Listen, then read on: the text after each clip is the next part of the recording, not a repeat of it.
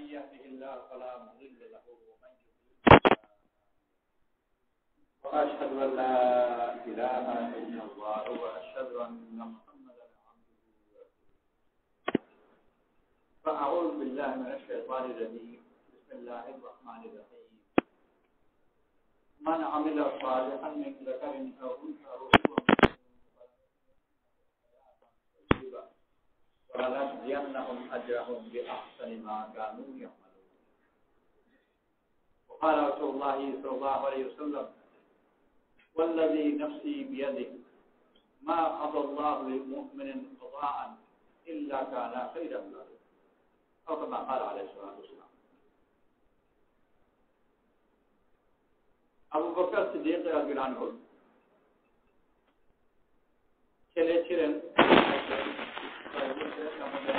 আব্দুল্লাহ ইবনে আবু বকর। তাইফের দিনে তাইফের যুদ্ধ হয় হুনাইনের পরে অর্থাৎ রাসূল সাল্লাল্লাহু আলাইহি ওয়াসাল্লামের ওফাতের কিছু আগে শেষের দিকে জীবনের শেষের দিকে তাইফের দিনে ওই যুদ্ধে একটা তীর এসে ওনার গায়ে বিঁধে আর সেই তীরের আঘাতে উনি পরবর্তীতে ইন্তেকাল করেন কয়েকদিন পরে।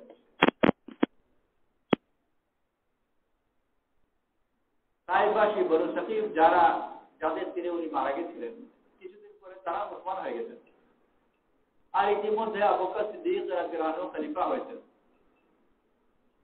বনু সাকিফের একটা প্রতিনিধি দল খলিফার সাথে দেখা করতে তারা এসেছে।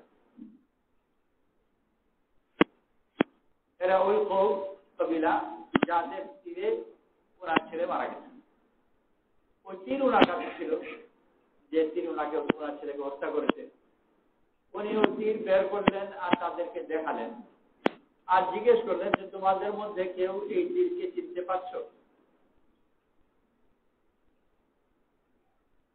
যার তীর ছিল উনি উপস্থিত ছিলেন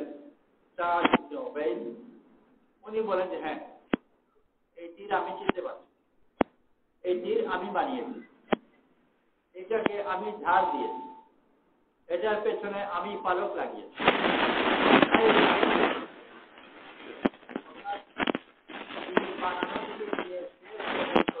হত্যা করা এই দিনাই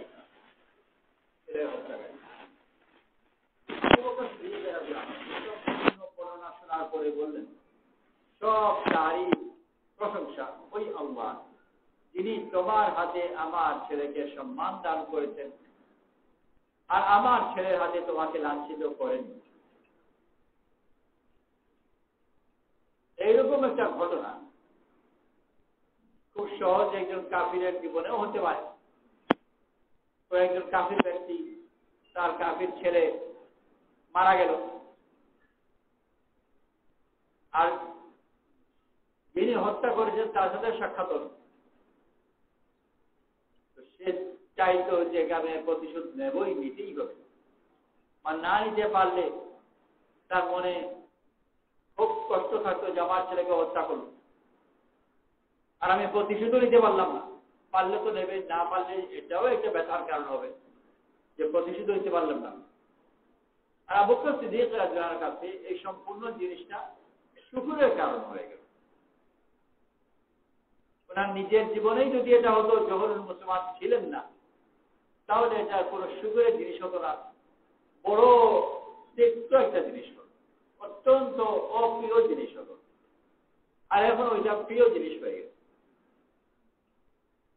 ঘটনার পরিবর্তন হয়নি, ঘটনার প্রতি নিজের দেখার ধরন পরিবর্তন হয়ে গেছে, চিন্তার ধরন পরিবর্তন হয়েছে।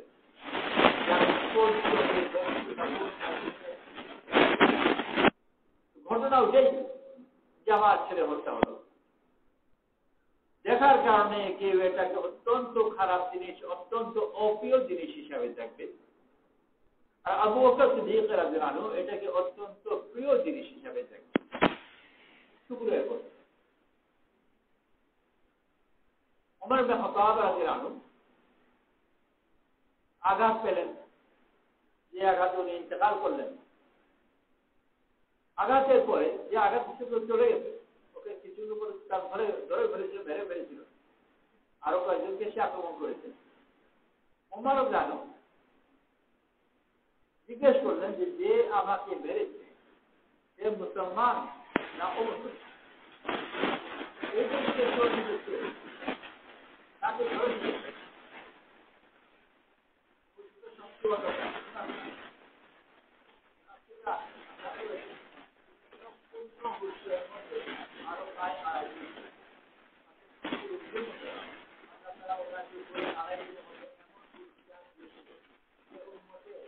বড় বড় কিয়ামত পর্যন্ত আসা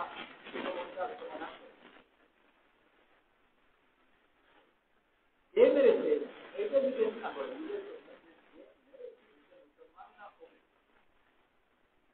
বলবে যে অমুসলমান।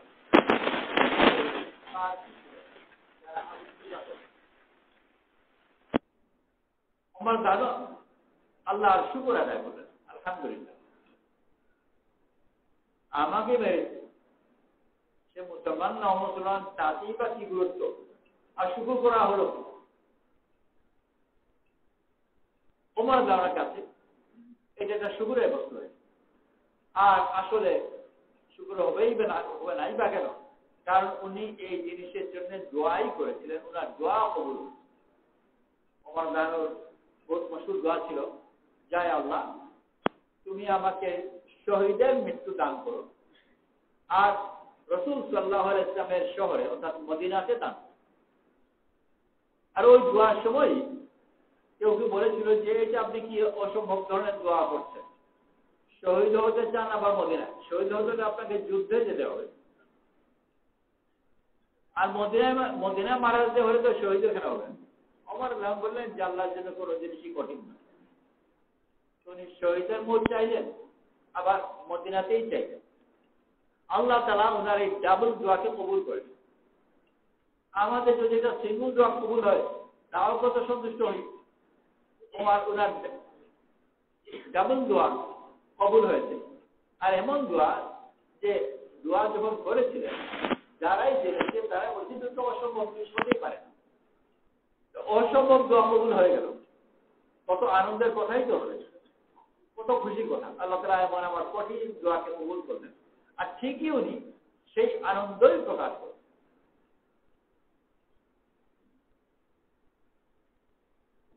এইটাই যদি একজন সাধারণ মানুষের জীবনে হয়, তাকে কেউ আঘাত করলো, সে মারা যাচ্ছে, কত মন খারাপ করবে আর কত বেশি সে এই কথা ভাববে যে কেন আমাকে মারল, আগে আমার থেকে নিরাপত্তার ব্যবস্থা করা উচিত ছিল, উপযুক্ত শাস্তি হওয়া দরকার, তার প্রতিশোধ নিতে হবে, ইত্যাদি ইত্যাদি ভাবতেই থাকতো আর মন খারাপ করতো।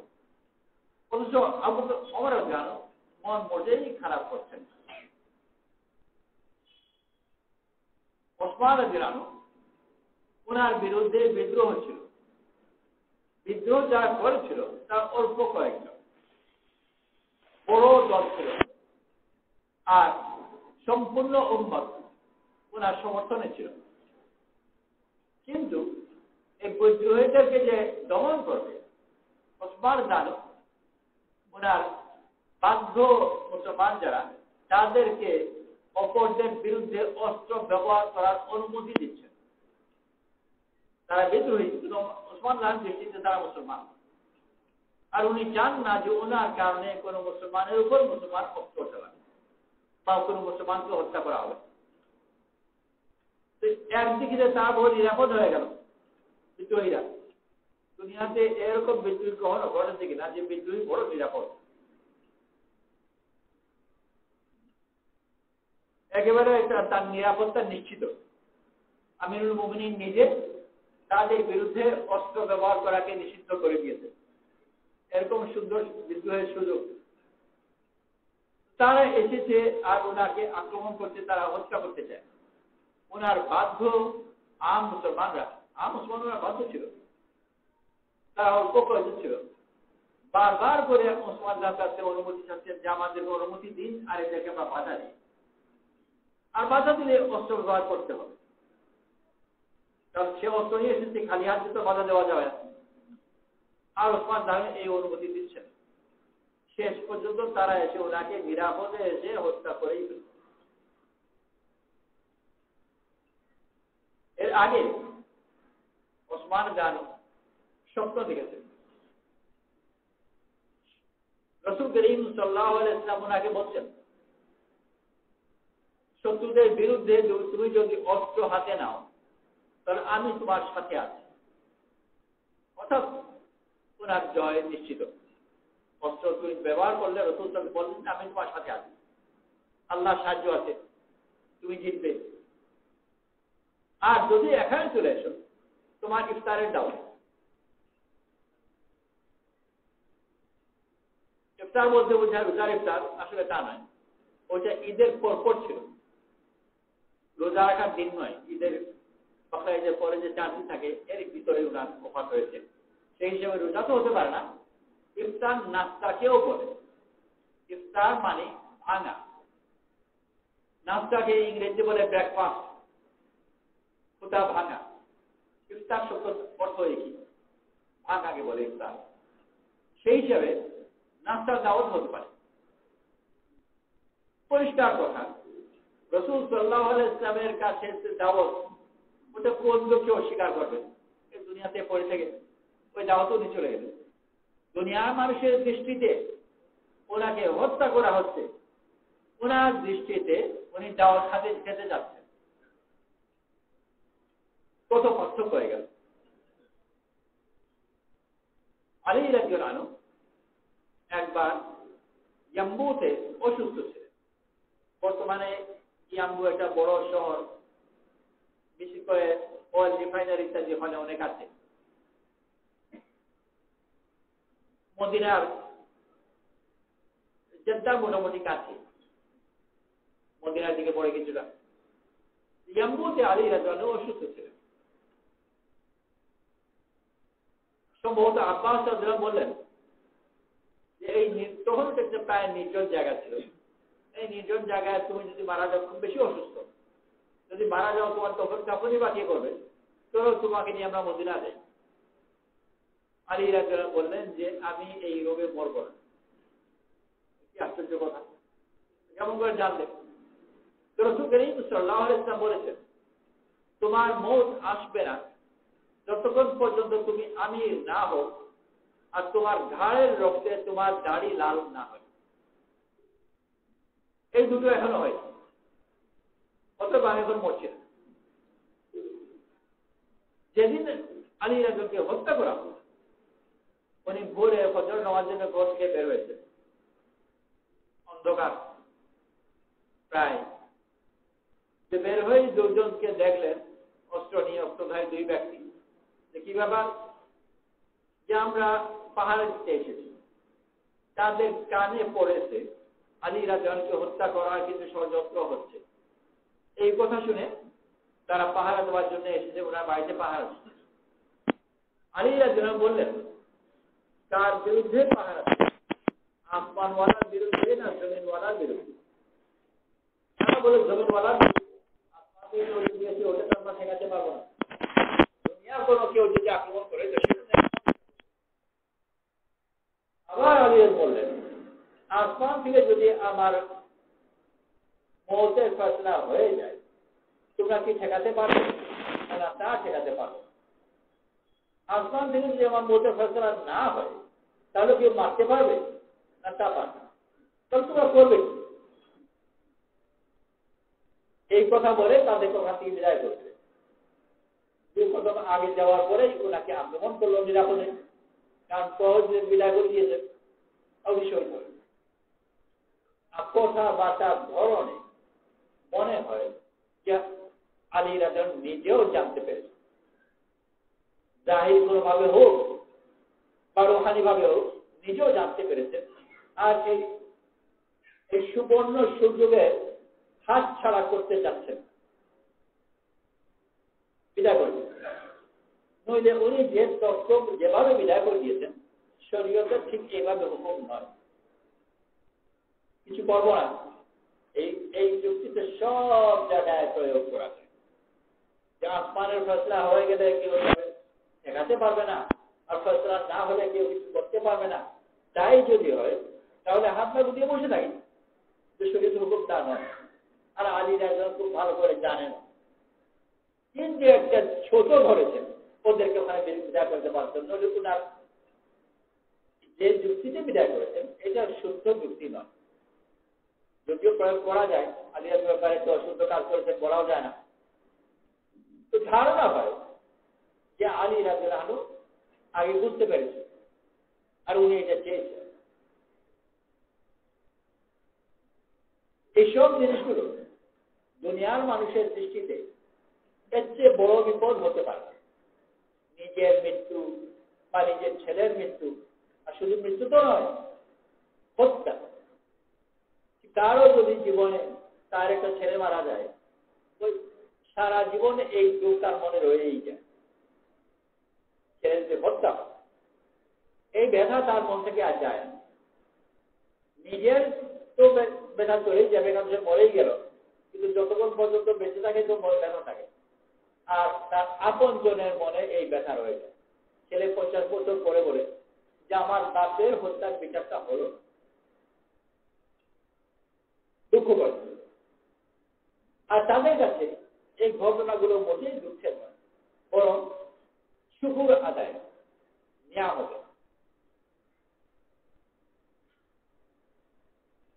আল্লাহ তাআলা আমাদেরকে নেক আমলের আদেশ দিয়েছেন আর ভালো জীবনের ওয়াদা করেছেন। আবু বকর সিদ্দিক রাদিয়াল্লাহু আনহু ভালো আমল করেছেন, সেই হিসাবে ওনার ছেলে তো মারা যাওয়ার কথা না। তো দুনিয়ার কোন নেক মানুষের ভাগ ছেড়ে মরা উচিত না। ওমর জানো ভালো আমল করেছে, ওসমান জানো করেছে, আলী রাদিয়াল্লাহু করেছে, সেই হিসেবে তাদের নিজেদেরও মারা যাওয়া উচিত না। সেই হিসেবে কোন নেক মানুষের মৌত আসবে,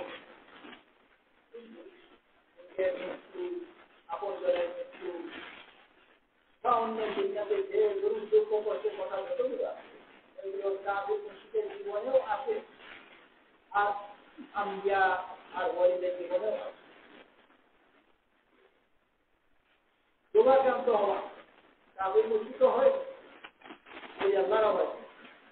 অভাব অনটনে পড়া কাফির মুশরিক হয়, আল্লাহ ওয়ালা হয়। বা মানুষের কাছে যুদ্ধ পরাজিত হওয়া, অপদস্থ হওয়া ইত্যাদি উভয় হতে। আল্লাহ তাআলা মুমিনকে যে ভালো জীবনে ওয়াদা করেছেন, তার মানে এটা নয় যে দুনিয়ার মানুষ যেগুলোকে ভালো মনে তাদের জীবনে ওটাই হবে। যে ওলি আল্লাহদের পরিবারে সন্তান তো হবে, প্রচুর মরবে না।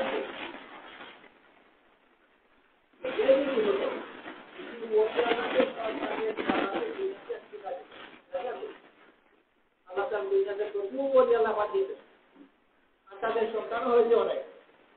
আর যদি এরা ওলি আল্লাহদের সন্তানরা কেউ না হয়, তো বাকি পাবলিকের জায়গায় থাকবে না দুনিয়াতে, শুধু ওলি আল্লাহদের সন্তানই মরে যাবে। ওলি আল্লাহরাও দুনিয়া থেকে বিদায় হবে, তাদের সন্তানরাও যাবে। আর দুনিয়াতে বিদায় হওয়ার যে প্রক্রিয়া, ওইটা কোনো সময় খুব একটা আনন্দের জিনিস নয়। অন্যের হাতে মরি আর রোগে মরি, এখন কি আর বেশি পার্থক্য? কলেরায় মরল না ম্যালেরিয়ায় মরল, বেশি কিছু আসে না। মূল কথা হচ্ছে মারা তো গেল, কলেরা হলে কি আর ম্যালেরিয়া হলেই বাকি। ওই আল্লাহদের মৌতও আসবে, তাদের আপনজনের মৌতও আসবে। আর মৌত যখন আসবে, হয় তারা হত্যা হবে, না হয় তারা রোগাক্রান্ত হবে। তাহলে এটাই যদি হয় যে রোগ এলো, মৌত এলো, তো ভালো জীবন আর থাকবে কোথায়? কারণ এগুলো তো দুনিয়ার সবচেয়ে বড় বিপদ। আল্লাহ তাআলা যে ঈমানদারদেরকে ভালো জীবনের ওয়াদা করেছেন আর ওয়াদাকে পরিপূর্ণও করেছেন, তাদের জীবনের যেগুলো মানুষ কষ্টের কথা বলে, এই কষ্ট না দিয়ে নয়, বরং তাদের দৃষ্টিকে পরিবর্তন করে। তাদের দৃষ্টিতে এটা কোনো কষ্ট নয়, বরং শুকুরের দরকার। আবু বকর সিদ্দিক রাদিয়াল্লাহু আনহু নেক আমলের পরিণতি এটা নয় যে ওনার ছেলে মরছে না, বরং ওনার ছেলে মারা গেছে। ওনার নেক আমলের বদল হলো এটা যে আল্লাহ তাআলা ওই অবস্থায় ওনাকে আলহামদুলিল্লাহ বলার তৌফিক দান করেছেন। আর এই আলহামদুলিল্লাহ যে আবু বকর সিদ্দিক রাদিয়াল্লাহু আনহু বলছেন, এটা শুধু মুখের জিহ্বার কথা নয়, মনের ভিতর থেকে বলছেন আলহামদুলিল্লাহ। আর এইটাই তো নিয়ম। একজন মানুষের জন্য আলহামদুলিল্লাহ বলতে পারা মন থেকে, এর চেয়ে বেশি কি আর চাওয়া হতে পারে? ওমর রাদিয়াল্লাহু আনহু ওনার মন ঠিকই আসছে, আল্লাহ তাআলা ওনাকে যে নিয়ামত দান করেছেন, নিজের মৃত্যুতে উনি আলহামদুলিল্লাহ বলতে পারছেন। আর আবার ওই একই কথা যে মনের গভীরতা থেকে আলহামদুলিল্লাহ বলছেন, ওনার দোয়া কবুল হচ্ছে।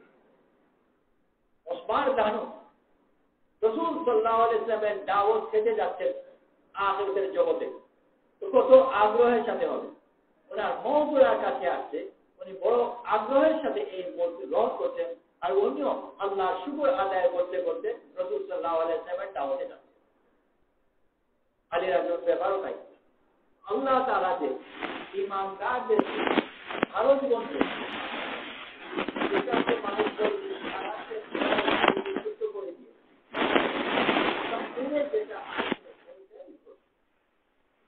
যেটা হওয়ার ছিল ওটাই হচ্ছে, কিন্তু আল্লাহ তাআলা ওইটার ভিতর মঙ্গল দেখার উন্নতি করতেন, যার কারণে উনি ওটাকে এটা নিয়ামত মনে করতেন, যেটাকে অন্য লোক মুসিবত মনে করতেন।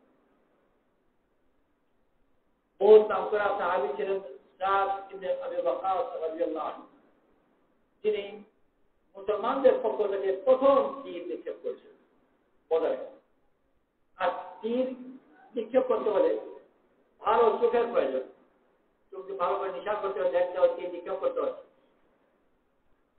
আল্লাহ কি করা, যিনি মুসলমানদের প্রথম তীর নিক্ষেপ করলেন আর চোখকে দিনের ওয়াস্তে অত্যন্ত উত্তম ব্যবহার করলেন, আল্লাহ তাআলা শেষ জীবনে ওনাকে অন্ধ বানিয়ে অন্ধ হয়ে। তো মানুষ বলবে এত ভালো কাজ করলেন, আল্লাহ তাআলা ওনাকে অন্ধ করে দিয়েছেন। দুনিয়ার মানুষ হয়ে বলতো যে এই জীবনে এই বর্তমান জমানাতে নেক কাজের কোনো ফায়দা নাই, আল্লাহ তাআলা এদিকে চিনলই না। আল্লাহ এটি একটু খেয়াল করা উচিত ছিল না যে চোখকে আল্লাহ তাআলা যে চোখের যুদ্ধের জন্য ব্যবহার করেছেন, ওই চোখকে আল্লাহ তাআলা নিয়ে নিলেন। শেষ পর্যন্ত দীর্ঘ শ্বাস টেনে বলেছে বুঝলাম না ব্যাপার।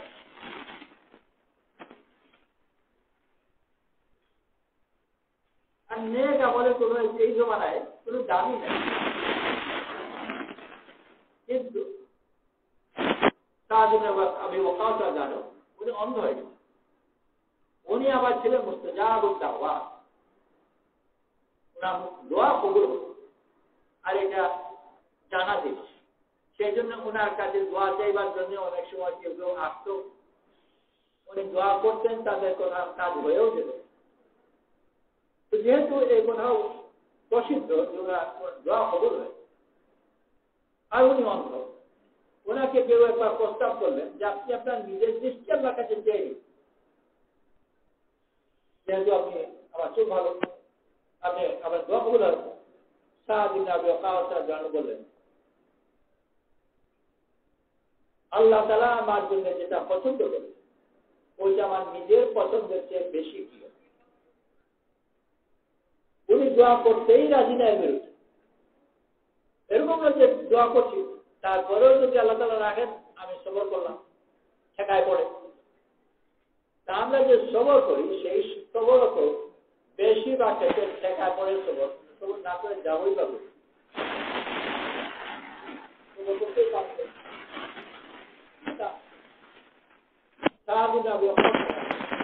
ওনার দোয়া কবুল হয়, উনি অন্ধ, বললো যাকে দোয়াই করলেন, যেটা আল্লাহ তাআলা দিয়েছে ওটার উপর আনন্দ। আল্লাহ তাআলা আল্লাহ ওয়ালাদেরকে যে ভালো জীবন দান করেছেন, এই ভালো জীবন দানের অর্থ এটা নয় যে দুনিয়ার মানুষ যেগুলোকে খারাপ মনে করে তাদের জীবনে ওগুলো ঘটবে না। দুনিয়ার মানুষ সবচেয়ে বড় খারাপ মনে করে, তাহলে সেই হিসাবে নবীদের কারোই মরা উচিত নয়। কথা হলো আল্লাহদেরও মরা উচিত নয়, তাও নয়। দুনিয়ার মানুষ যে জিনিসকে খারাপ মনে করে তাদের জীবনে ওগুলো ঘটবে না। তারা জীবন মানুষকে আল্লাহ তাআলা নির্ধারণ করে দিয়েছেন, না জন্ম হবে, মৃত্যু হবে, রোগও হবে। যেসব জিনিসকে মানুষ অপ্রিয় মনে করে এইসব জিনিস আল্লাহওয়ালাদের জীবনেও ঘটবে, কিন্তু তাদের কাছে এই জিনিসগুলো অপ্রিয় নয়, তার বিশেষ দৃষ্টির কারণে, তার দেখার ধরন ভিন্ন। বনী ইসরাঈল মূসা আলাইহিস সালাম সহ এমন একটা অবস্থা এসে পড়ল যে সামনে সমুদ্র আর পেছনে ফিরআউনের বাহিনী। সামনে যদি যায় সমুদ্রে ডুবে মরবে, না যায় ফিরআউনের বাহিনী এসে ধরবে আর মারবে। এই অবস্থায় পড়ে বনী ইসরাঈল পেরেশান হয়ে গেল আর বলল, ইন্না লামুদরাকুন, আমরা কেবল ধরা পড়ে গেল। মূসা আলাইহিস সালাম বললেন, কাল্লা ইন্না মা'ইয়া রাব্বি সায়াহদিন, নিশ্চয়ই না, আমার সাথে আমার রব আছেন, পথ দেবেন, পথ দেখাবেন। অবস্থা একই, বনী ইসরাঈল পেরেশান হচ্ছে, মূসা আলাইহিস সালাম মোটেই পেরেশান না। পার্থক্য দুটোর মধ্যে কি? বনী ইসরাঈলের দেখার ধরন এক, মূসা আলাইহিস সালামের দেখার ধরন ভিন্ন। দেখা মানে শুধু চোখের দেখা নয়, এই জিনিসটাকে বোঝা। আজকাল এই শব্দ বিশেষ করে যার মার্কেটিং টার্গেটিং যারা পড়ে টড়ে খুব বেশি ব্যবহার করে, অ্যানালাইসিস। প্রচুর ডাটা সংগ্রহ করে, তারপর সেই ডাটা সংগ্রহ করে ওইটাকে অ্যানালাইজ করে, এর অর্থ বের করে। আল্লাহ তাআলা ঈমানদারদেরকে তাদের ভিন্ন অ্যানালাইসিস ফর্মুলা দেন। ডাটা ওই, ঘটনা ওইটাই, কিন্তু অ্যানালাইসিস ভিন্ন, যার কারণে ওখান থেকেই ভালো কথা বের করে। তো দুনিয়ার মানুষ ওদের বোধে অ্যানালাইসিস কিছু করে, আর করে সে কখনো আনন্দ পায়, কখনো পায় না, কখনো অন্য লোকে ওটাকে বোকা বলে। বিরল একটা অপারেশন, আর এই অবস্থায় রোগী বেশি বাঁচে না। রোগী এক নার্সকে জিজ্ঞেস করলো বা ডাক্তারকে বোধহয় যে আমার বাঁচার সম্ভাবনা কেমন। ডাক্তার নিশ্চয়তার সাথে বললো যে একেবারে 100 ভাগের 1 ভাগ বাঁচবে, আপনার ভালো হবে। সে বললো যে আমি শুনেছি বড় এমন একটা অপারেশন যেটাতে বেশিরভাগ রোগী ভালো হয় না, আপনি কেমন করে বললেন ভালো হবে? বলে তারা একটা হিসাব রাখে, প্রত্যেক মাসে একটা হিসাব আছে। এই মাসে এই অপারেশন এই হাসপাতালে 99টা হয়েছে আর মারা গেছে, আর আমাদের রেকর্ড হচ্ছে যে 1% বাঁচে। তো সেই হিসেবে আপনার বাঁচাটা নিশ্চিত, কারণ 99 জন এই মাসেই মারা গেছে। এই অ্যানালাইসিসের কারণে এই ডাক্তার এই রোগীর ব্যাপারে অত্যন্ত আশাবাদী।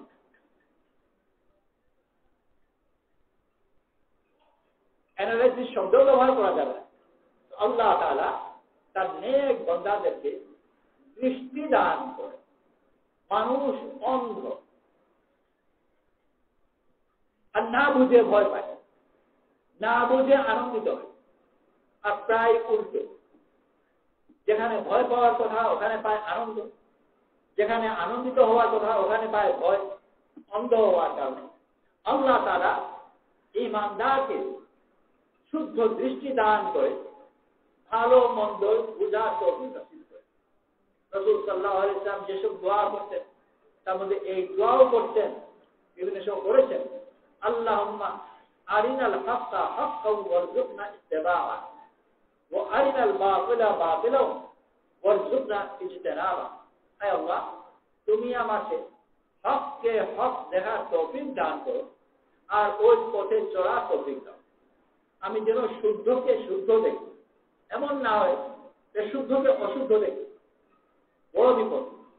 ভালোকে কেউ যদি মন্দ দেখে আর মন্দকে ভালো দেখে, ও তো জীবনে কোনোদিন শুদ্ধ পথে চলতে পারবে, উল্টো চলবে। তো নিয়ামত দান করবে, দৃষ্টি দান করবে। হিন্দুস্তানের বহু বড় বুজুর্গ ছিলেন মির্জা জানে জান রহমতুল্লাহ আলী, মোগল রাজবংশের ছিলেন। মোগল শেষ সম্রাজ্যে বাহাদুর শাহ জফর তার মামা ছিলেন, আর ওনার মেজাজও ছিল একেবারে রাজকীয়।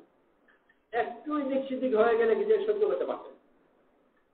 সম্ভবত ঘটনায় বাহাদুর শাহ জফরের মামার সাথে দেখা করতে এসেছিলেন, পিপাসা লেগেছিল, পানি চেয়েছেন। মামা বলে যে সুরাই আছে,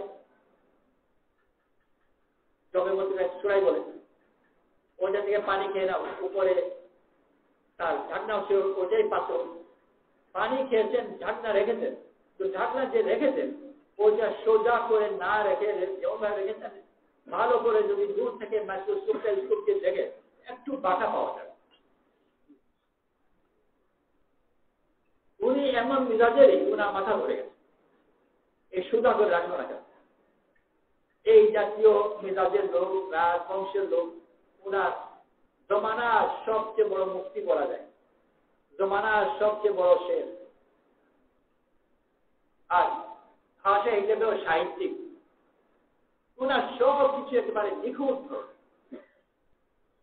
কিন্তু যতই নিখুঁত হোক না কেন, তার তালিম তরবিয়তের প্রয়োজন। নেক বান্দাদের জন্য বড় একটা জিনিস আল্লাহ তাআলা সব জমানায় শিখিয়েছে তাদেরকে, ওইটা সবর। আর সবর দিয়ে আল্লাহকে পাওয়া যায়। ইন্নাল্লাহা মা'আস সাবিরিন, সবরওয়ালাদের আল্লাহ তাআলা সাথী হয়ে যায়। কত বড় নিয়ামতের কথা। তিনি এত নেক লোক, আল্লাহ তাআলা উনাকে বড় বড় নিয়ামত দান করবেন। সেই সব বড় নিয়ামতের মধ্যে একটা নিয়ামত হচ্ছে সবর, যে সবর দিয়ে আল্লাহকে পাওয়া যায়। উনি আল্লাহকে জান, আল্লাহ তাআলা সম্ভবত উনাকে সবরের নিয়ামত দান করার ফয়সালা করেছে। সবরের সবকিছু আসবাব লাগে, উপলক্ষ লাগে। প্রত্যেকটা দুনিয়ার এমন জায়গায় না যে আসমান থেকে লোক করে পড়বে, সবকিছু তার একটা শুদ্ধ পথে আসে। সবর যে আসলে সবর হচ্ছে একটা পথের প্রয়োজন। আল্লাহ তাআলা উনাকে একজন মহিলাকে বিয়ে করবার জন্য ইলহাম পাঠান। নবীদের কাছে ওয়াহী আসে, আল্লাহওয়ালাদের কাছে ওয়াহী তো আসে না। নবী ছাড়া ইলহাম, মনের মধ্যে একটা কথা জানে, আপনারা বুঝেন যেটা আল্লাহর পক্ষ থেকে আসে। ইলহাম হলো অমুক মহিলাকে বিয়ে করো, ওই মহিলাকে উনি বিয়ে করবেন। ওই মহিলাকে আল্লাহ তাআলা চাল চলন, ভাষা, আচরণের মন দিয়েছিল যে এর চেয়ে বেশি উনার সাথে বিপরীত হতে পারে কল্পনা করা মুশকিল। উনি তো এমন যে কথা বলতে গিয়ে যে এক শব্দের জায়গায় যদি তার শুদ্ধ শব্দ ব্যবহার না হয়, অন্য শব্দ ব্যবহার হয়। প্রতিশব্দ আছে অনেকগুলো, এই জায়গায় এই শব্দটা ঠিক শুদ্ধ প্রয়োগ নয়, তাতে ওনার মাথা ধরে। ওনাকে আল্লাহ তাআলা এমন এক বিবি দিয়েছেন যে ভালো ভাষায় সে কথা বলতেই না, গাল ছাড়া কথাটা বলার অভ্যাসই নাই।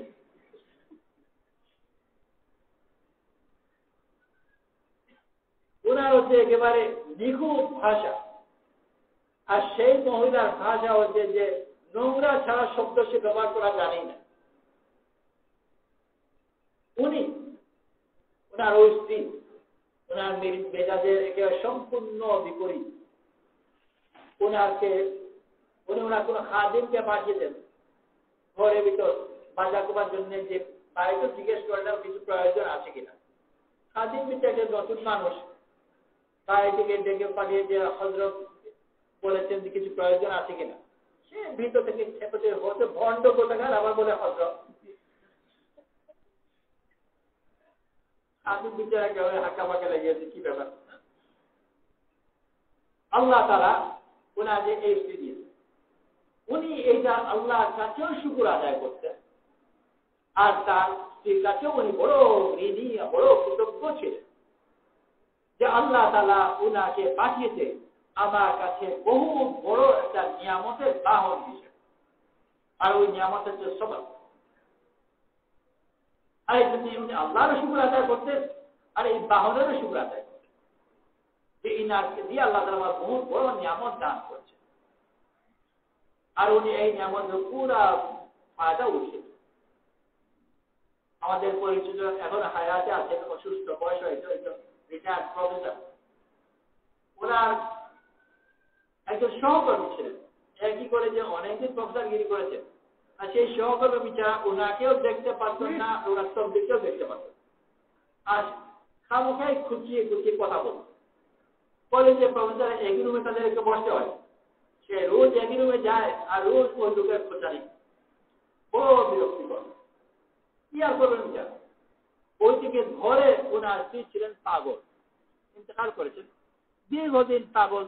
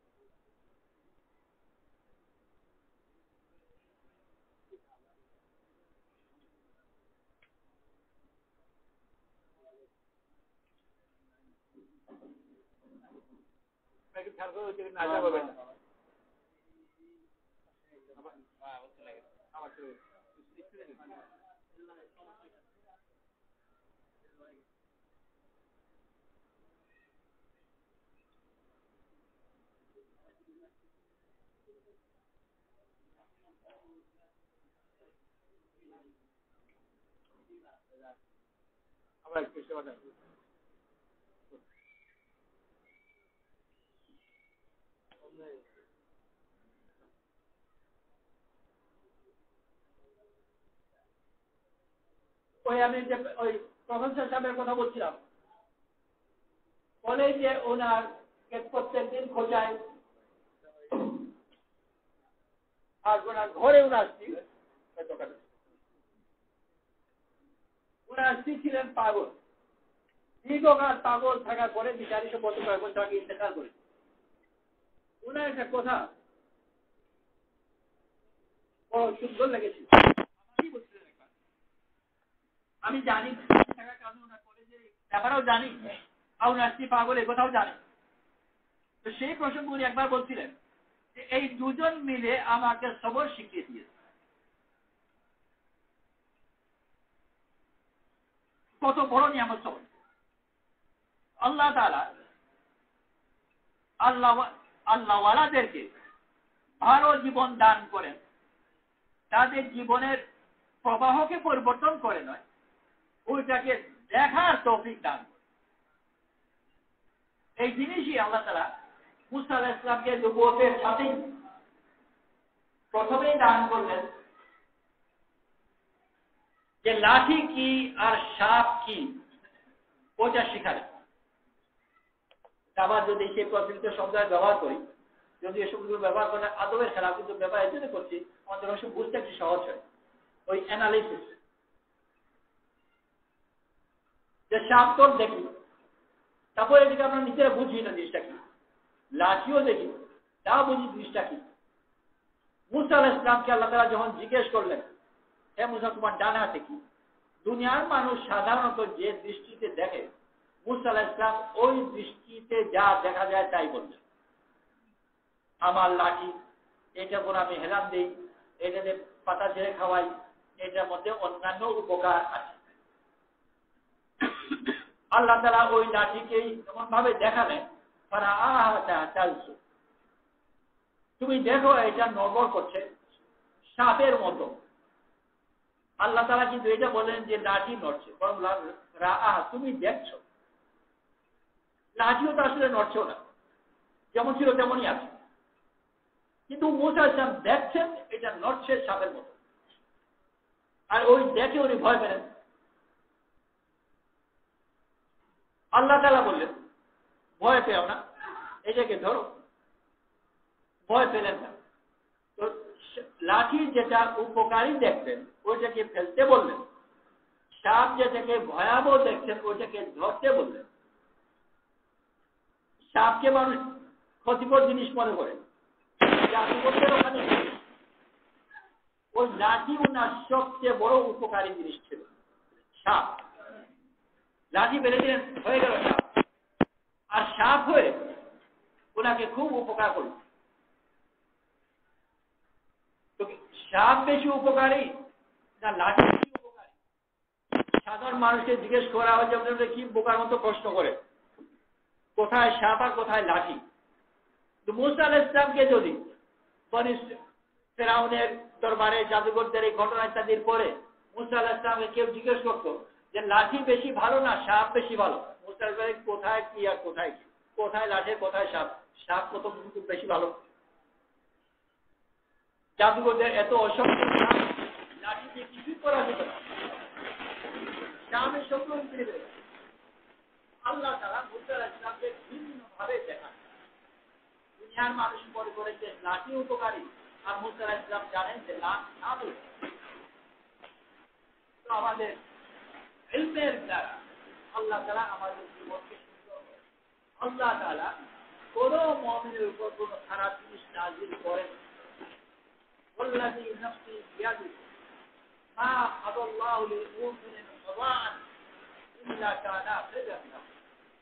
আল্লাহর কসম খেয়ে রাসূল সাল্লাল্লাহু আলাইহি ওয়াসাল্লাম বলেন, যার হাতে আমার জান তার কসম খেয়ে বলছি, মুমিনের জন্য আল্লাহ তাআলা এমন কোন সিদ্ধান্ত নাযিল করেন না যা অর্জনের মঙ্গলজনক নয়। সব মঙ্গলজনক। কিন্তু আমরা অনেক সময় দেখি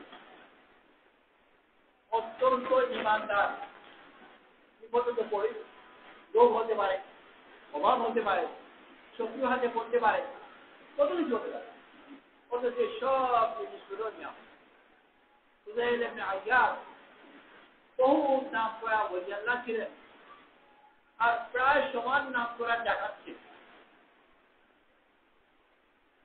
উনি যে জমানায় ডাকাত এবং বিখ্যাত ডাকাত, তারা গোটা আশেপাশের অঞ্চলে দূরে পর্যন্ত বাচ্চাদেরকে বুক পড়াবার জন্য খুঁজে রাখত, বাচ্চা চুপ হয়। আর এই ঘটনা আছে, উনি তওবা করার পরে একবার যাচ্ছেন, আর রাস্তা থেকে শুনছেন ভিতরে এক মা তার বাচ্চাকে নিজে চুপচুপ খুঁজে রাখছেন। উনি নিজে শুনে কাপড় থেকে বলে যে ওই বুঝেন নেই, আল্লাহর কাছে তওবা করলেন, তওবা করেওছেন ওই ব্যক্তি। এই খুঁজে যখন ডাকাত ছিলেন তখন ওনার হাতে পড়েছেন ডাকাতিতে এক ওলি আল্লাহ, একজন ওলি আল্লাহ পড়লেন, আবার ডাকাতে আছে। তোকে বলবো যে আবার ডাকাতে হাতে পড়ে ঠিক আছে, ওলি আল্লাহ কিন্তু তা নয়। ওই ওলি আল্লাহ হুজুরের হাতে পড়লেন, ডাকাতি হলো, জিনিস নিয়ে গেল। হয়তোবা এই ওলি আল্লাহ আবার হুজুরের তওবার উপলক্ষ হয়েছে। আল্লাহ তাআলা কাকে কোন ভাবে কেমন করে ইস্তেমাল করে আল্লাহ তাআলা এটা বেহতর জানেন।